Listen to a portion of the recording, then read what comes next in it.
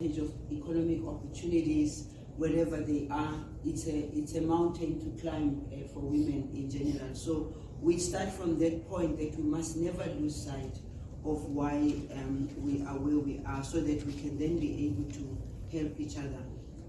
So while all areas and recommendations covered in this strategy are critical, South Africa would like to just highlight a few which are very important from the South African perspective.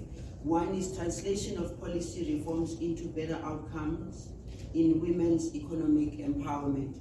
I think also from an AU perspective, there's a lot of work that has been done with regards to economic empowerment for women. And as South Africa, we never look at ourselves in isolation of the broader picture of the African continent. But specifically for ourselves, South Africa pronounced on a 40% preferential procurement for women-owned businesses in public sector, including state-owned enterprises. Women's Economic Assembly is a multi-stakeholder forum of women-owned businesses that advocate, mobilize, and capacitate for the inclusion of women-owned businesses across diverse sectors and economic value chains. The biggest challenge for women is the value chain. The value chain is a difficult one even for any other business, particularly black business and small business. And then for women, it's even made worse. The second one is shifting of norms and mindsets by local influencers and community leaders. South Africa continues to advocate for 30% preferential procurement across the African continent.